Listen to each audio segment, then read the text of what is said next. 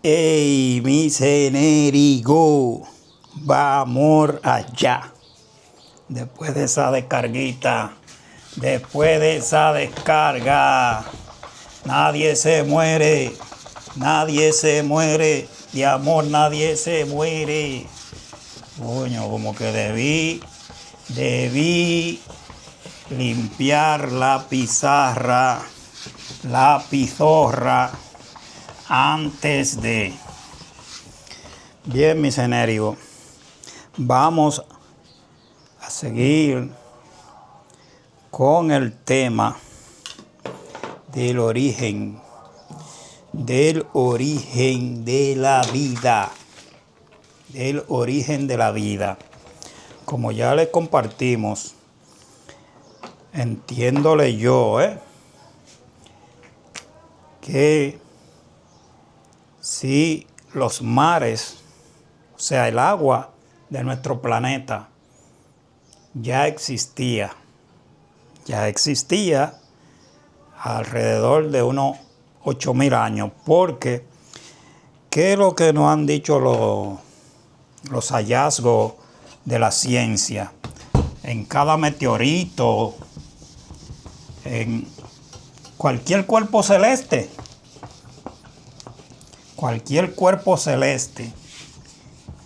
siempre tiene agua, ya sea por el congelamiento o la congelaverdad. Al cruzar todo el espacio, pues viene cargado de hidrógeno, de todos los elementos, y al enfriarse, pues crea agua. Entonces, como la Tierra en un momento fue, porque tenemos un núcleo de fuego, todos los cuerpos, vamos a decir sólidos, de carbono y demás, estaban fríos. Este magma, este corazón ardiente, este núcleo de la Tierra que se fue enfriando, entonces por evaporación surge el agua. Y el agua, o sea, se supone que si el planeta le tomó 10.000 años para su formación,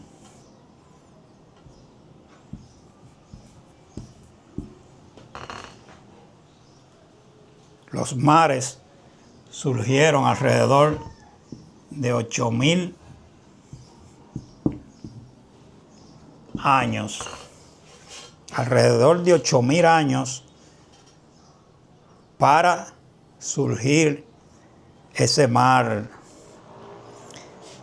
vamos a decir, proto, o ese mar que nos precedió a lo que es la vida marina de ahora. Entonces, se supone que al liberarse ciertas partículas, moléculas, se fue creando esa dinámica. Y por asociación, esas moléculas se fueron uniendo por conveniencia. Por eso yo les digo que yo creo en la vida adaptógena. Somos seres adaptógenos. Entonces, las primeras células procariotas, ya le contamos que se registra 4.600 millones de años. 4.600 millones de años surge la primera célula o los elementales para formar la primera célula.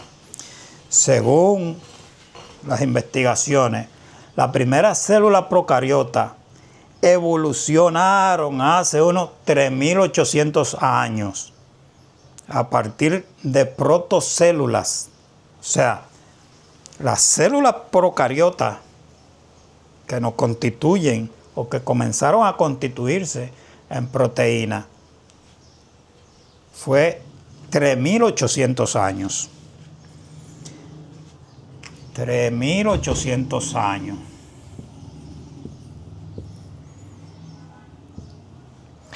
Mientras que las eucariotas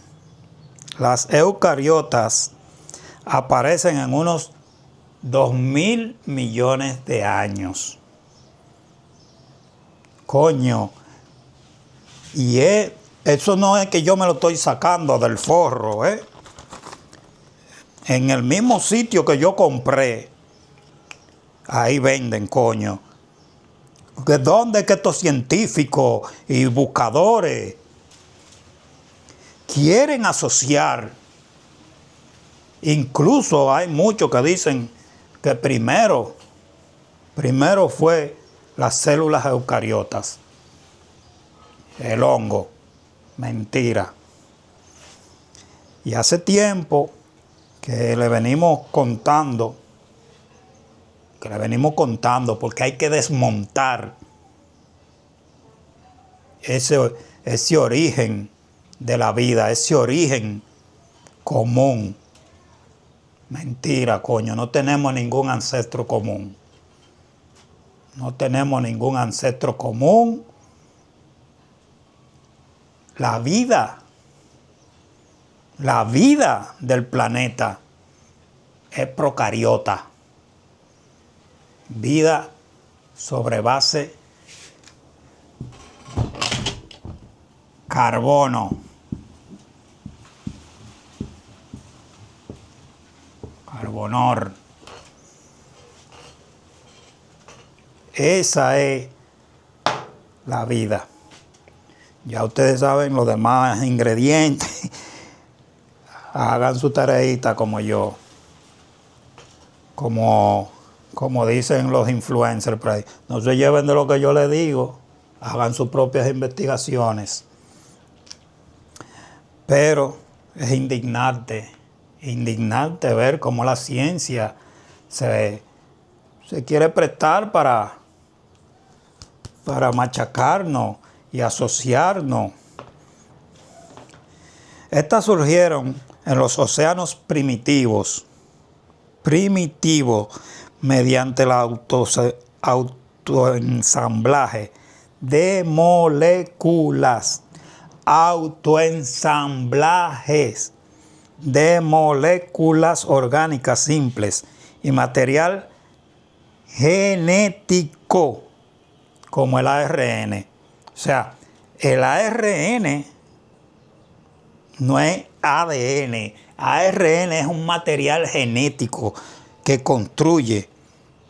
Por eso le decía los otros días, en otros videos le aclaraba. El ARN es información, informonor, porque es un mensajero. Atrapada dentro de bucles, dentro de burbujas lipídicas. ¿Qué es un lípido?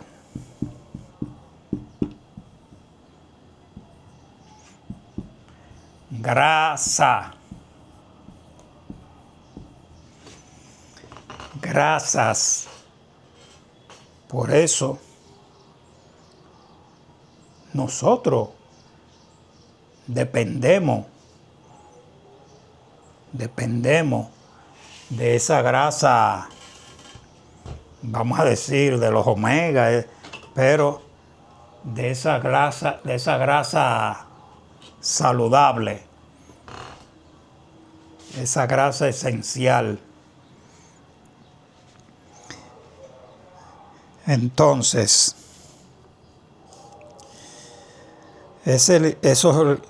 esas burbujas lipídicas capaces de duplicarse y obtener energía, capaces de duplicarse y obtener energía.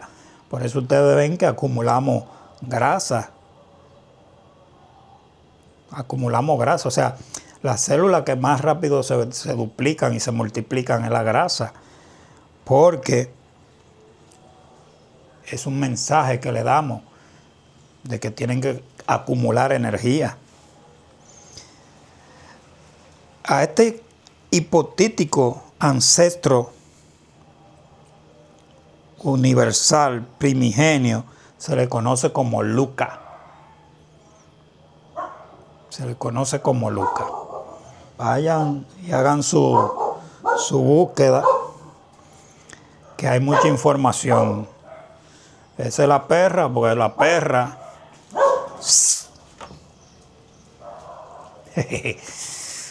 ya ustedes saben, tengo que comprarme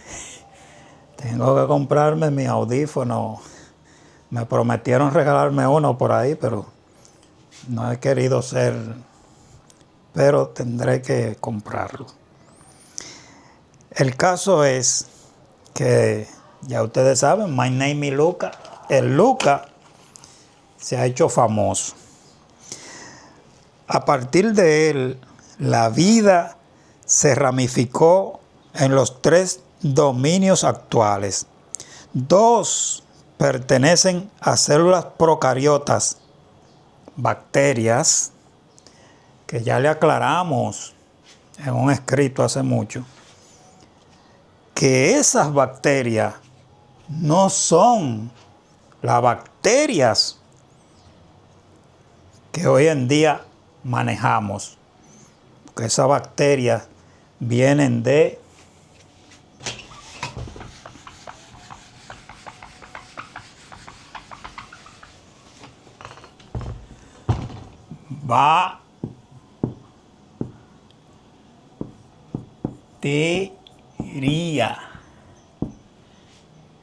batería o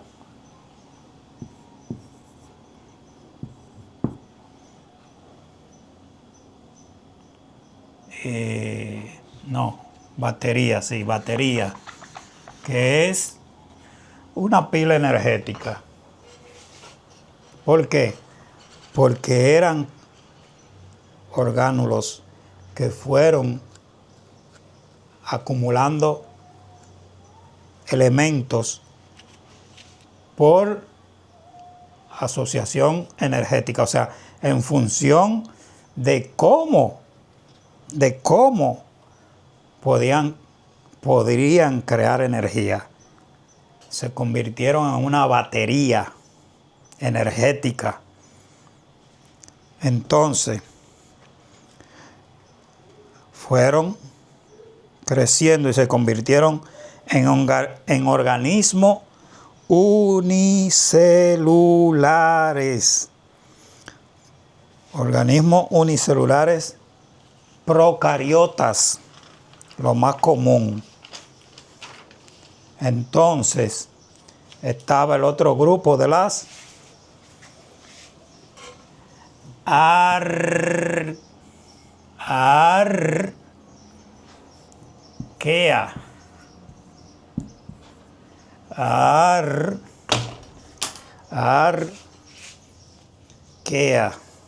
Ya ustedes saben, el arca, la orca y todo eso que le hemos hablado. Entonces, las arqueas son microorganismos procariotas con características bioquímicas únicas que les permiten sobrevivir en condiciones extremas.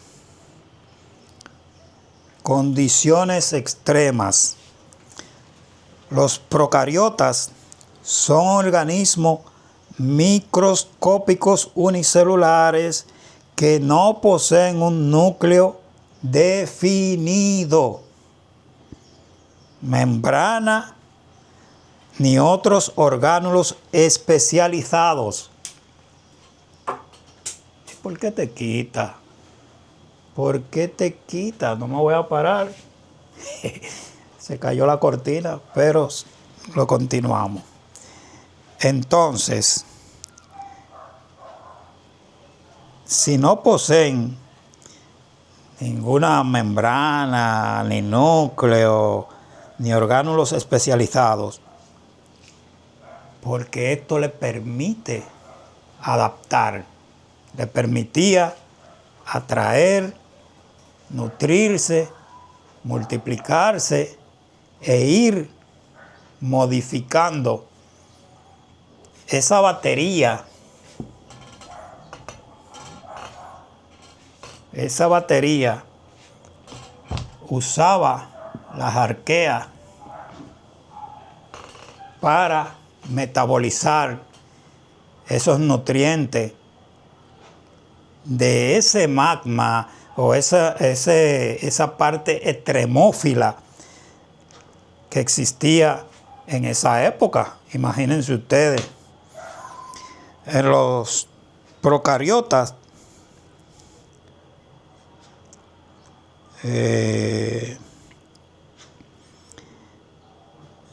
más de 4.000 millones de años alimentándose de la atmósfera inicial de dióxido de carbono, monóxido de carbono, vapor, nitrógeno, hidrógeno y amoníaco. Ese era el papel. O sea, no hay forma de que una célula eucariota, de que las células eucariotas, de que los hongos, ese tipo de bacterias, sobreviva a esas condiciones del planeta de esa época. En los procariotas, todos los componentes intracelulares solubles en agua, proteínas, ADN y metabolitos se encuentran juntos en el citoplasma, rodeados por la membrana celular. O sea, si hubiesen tenido un núcleo, no pueden formar, no pueden agregar, no pueden hacer mitosis, no se pueden dividir. En lugar de compartir de compartimentos celulares separados, las bacterias poseen microcompartimentos bacterianos basados en proteínas que se consideran orgánulos primitivos. Esas son las mitocondrias, que una vez le compartíamos en un escrito, pues hasta Sergio llegó a compartir que nuestras mitocondrias tenían un origen eucariota. Y no, en esa época se lo dimos, no, parece, pero como todo, coño, quieren usar el lenguaje para distorsionarlo, para que lo aceptemos, Las mitocondrias producen energía como una batería. Las células eucariotas producen energía del oxígeno. Y más adelante veremos. El caso es que basados en proteínas que se consideran orgánulos primitivos, algunos procariotas como las cianobacteria,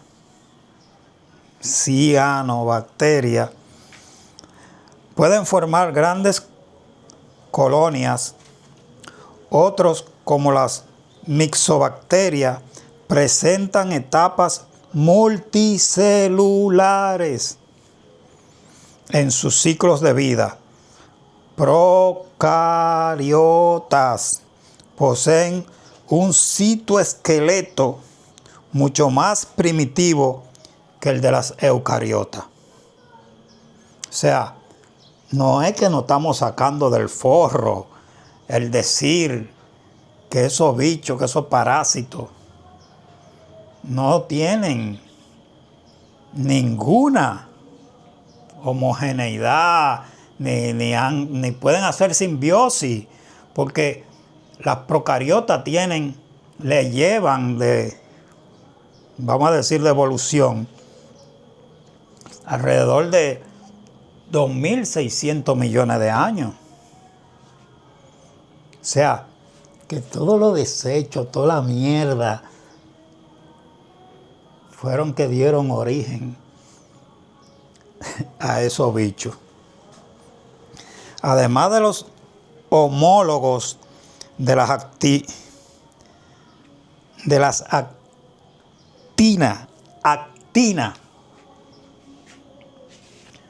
actina.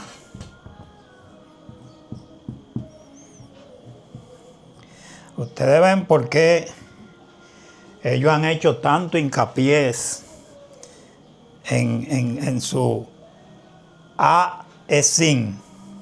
A es acción, el verbo. Ti, vida. Na, humana.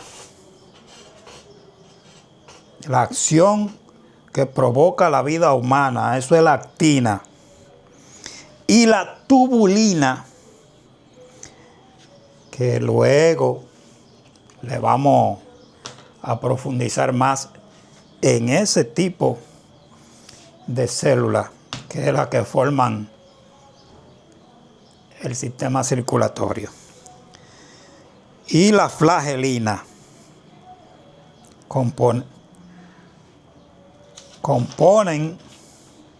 componente helicoidal del flagelo. Es una de las proteínas. O sea, lo helicoidal, ustedes saben, la fibra de la hélice del ADN. Es una de las proteínas citoesqueléticas más importantes de las bacterias. Eso no lo puede crear una bacteria de origen eucariota. Ustedes ven, los hongos no tienen esqueleto, no tienen morfología. Su morfología ya es otra cosa. Más importante de la bacteria, ya que proporciona la base estructural para la quimiotaxis.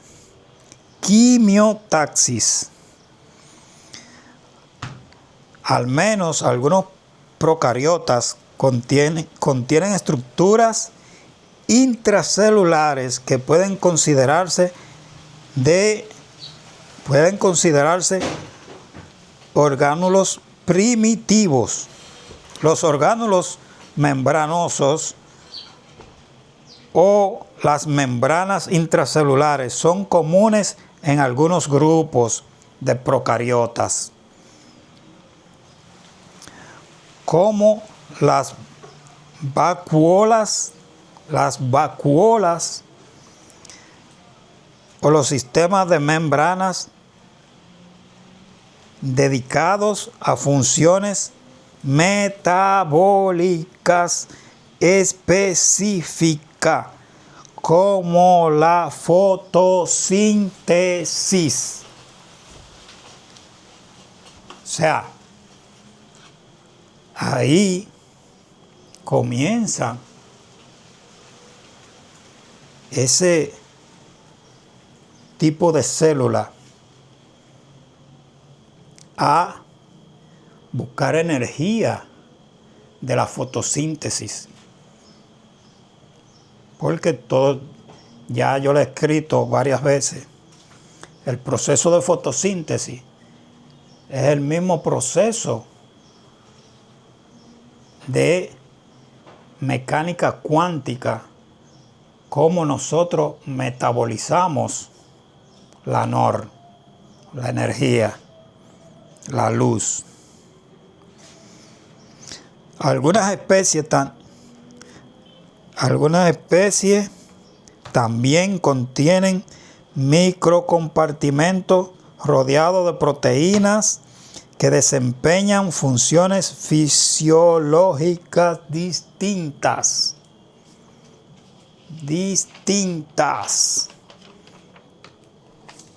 Entonces,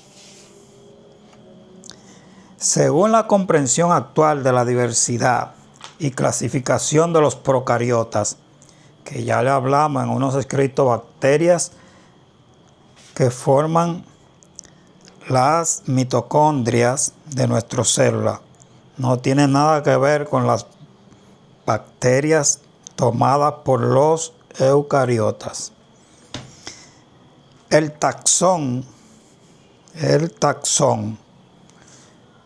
ya cuando entremos a la sangre, más grande y fisiológicamente variable dentro de ellos son los proteobacterias, gran negativa, como las bacterias fijadoras de nitrógenos, que se encuentran en asociación mutualista con las raíces leguminosas. En acción mutualista con las raíces leguminosas. Ya le hemos hablado de que esas bacterias distan mucho de las mitocondrias en las células procariotas.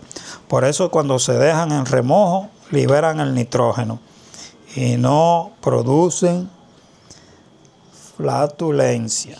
Ustedes saben, las judías aquellas. La mayoría de las células pueden emplear metabolismo aeróbico o anaeróbico. Sí, cuando son parasitadas, pueden ser patógenos. Por ejemplo, Escherichia coli. Esa misma. Escherichia coli es viejita, pero es la de la mierda. Así que las bacterias púrpuras, ya más adelante con el yodo, y ahí le explicaremos por qué el yodo es púrpura. Y mire de dónde viene, que realizan un tipo de fotosíntesis que utilizan un donador de electrones. Por eso ustedes ven que ese donador de electrones usa y crea radicales libres. Ya más para adelante veremos de eso. Distinto del agua. Por ejemplo, sulfuro de hidrógeno. Y por lo tanto no liberan oxígeno. Nosotros no estamos para liberar oxígeno. El oxígeno para nosotros es otra cosa. Las células eucariotas se alimentan o su fuente de energía es el oxígeno, la eucariota. Las proteobacterias parecen ser un grupo monofilético bien respaldado. Lo mismo ocurre con las cianobacterias, antes llamadas algas verde azuladas, que son fotosintéticas. O sea, cuando las algas comenzaron a hacer fotosíntesis, fuimos nutriéndonos y fuimos interactuando. Fueron responsables de la creación de la atmósfera rica en oxígeno. O sea, todo eso pedo y ese monóxido y ese dióxido de carbono sube a la atmósfera y es que crea el oxígeno. De lo que ahora depende la vida de animales. Me siguen, el oxígeno y las eucariotas son el residuo del metabolismo de las células procariotas. Basadas en el enfoque tradicional de clasificación, incluyen las espiroquetas, que son quimioheterótrofos, que son las células macrófagas de nuestro cuerpo, que pueden ser de vida libre o parásita. Eso de la parásita lo encontramos como la clamidia. La clamidia, ustedes saben, se da por el sistema reproductor, que comprenden específicas especies estrictamente parásitas, las cuales causan enfermedades en los seres humanos. El dominio de las arqueas representa un grupo diverso de organismos que consisten predominantemente en extremófilos y pH extremos, como sulfolobales, metanobacterias y termoplasmales, y se organizan en categorías funcionales como halófilos, metanógenos o termófilos. Hasta hace poco se pensaba que las arqueas no estaban involucradas en los patógenos en humanos. Sin embargo, no todas las arqueas son extremófilas y algunas incluso habitan en el cuerpo humano. Y así se estudia un cuarto grupo distinto, y las nanoarcheotas en el Cámbrico de 800 a 500 millones de años, período de la era paleozoica, donde aparecen los primeros animales. Eso es la ciencia.